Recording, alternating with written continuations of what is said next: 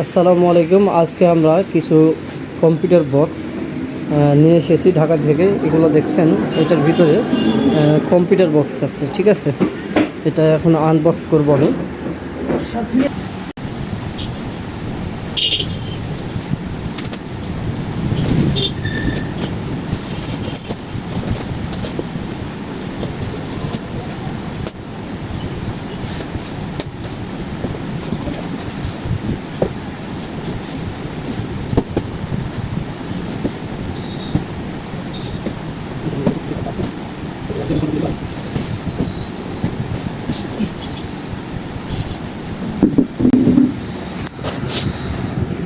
এই যে 4টা বক্স